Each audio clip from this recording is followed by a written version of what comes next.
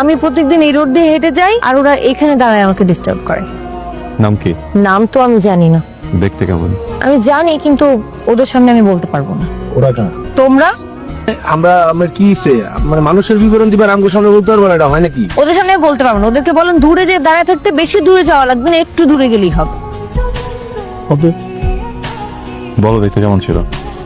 সবার কথা আমি বলতে পারবো না, কিন্তু একজনের কথা আমার মনে আছে। সে দেখতে আপনার মতো এরকম উঁচা, লম্বা, সুন্দর, শুধু একটু কম হাসি। আচ্ছা, একটু হাসলে কি হয়? প্রবলেম কি তোমার? কি হয়েছে? দেখেন, আমি খুব সহজ সরল কথাবার্তা বলি, সোজাসাপটা কথা বলি। আমি এত ঘুরে পেঁচার কথা বলতে পারি না, ঠিক আছে? আমি অনেকদিন থেকে আপনাকে একটা কথা বলতে চাচ্ছিলাম, কিন্তু আপনার সারাক্ষণ আশেপাশে এতজন মানুষ থাকে, আমি কিছুই বলতে পারি না। কিন্তু আজকে আমি এই নাটকটা সাজাইছি শুধু আপনার সাথে একটু কথা বলার জন্য। সেটা হচ্ছে যে আমি আপনাকে বিয়ে করতে চাই, মানে আপনি আমাকে বিয়ে করবেন এবং বিয়ের পর আমাদের অনেকগুলো বাচ্চা হবে। আমি আপনার ওয়াইফ হতে চাই। আমি আপনাকে, মানে তোমাকে ভালোবাসি। I love you Rocky. আমি তোমাকে মন দিতে চাই। খুশি? দেখাইছো না ব্যাটাগিরি? একটা কেন, আর 10টা থাপ্পড় দাও আমাকে, আমার কোনো সমস্যা নেই। মানুষের কাছে হইতে পারে তুমি আমাকে থাপ্পড় মারছো, কিন্তু আমার কাছে এটা কি জানো? আমার কাছে এটা হচ্ছে তুমি আমার শরীরের প্রথম স্পর্শ। আমি তোমাকে ভালোবাসি। দেখো মেয়ে, তুমি আমার ছোট বোনের ফ্রেন্ড, বয়সে আমার থেকে অনেক ছোট, এই জন্য কিছু বললাম না। নেক্সট টাইম যদি আমার বা আমার বাড়ির আশেপাশে দেখি খুব খারাপ হয়ে যাবে।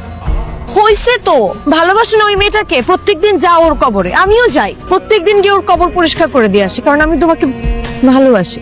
তোমার কাছে কি মনে হয়, তুমি যদি অন্য কারোর সাথে জীবনটা সুন্দর করে সাজাও, তাহলে তোমার ওর সাথে চিট করো?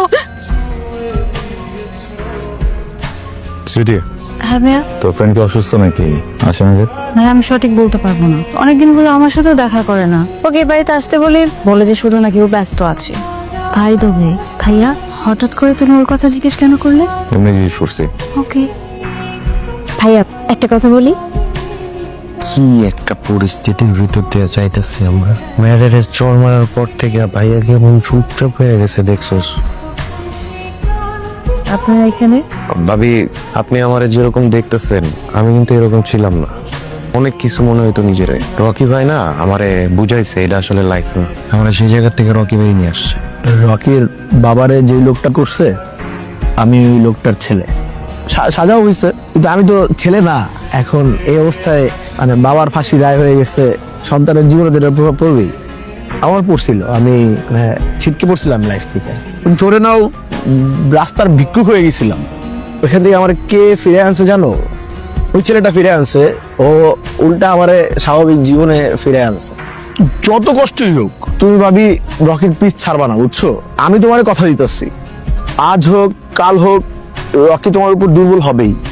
হ্যাঁ ভাবি, আপনার কাছে আমার রিকোয়েস্ট ভাবি, ভাই যদি এরপরেও আপনাদের চর মারে, আপনার যদি কষ্ট হয় আপনি আমাদের মারবেন, তারপরেও ভাবি প্লিজ আপনি হাল ছেড়েন না।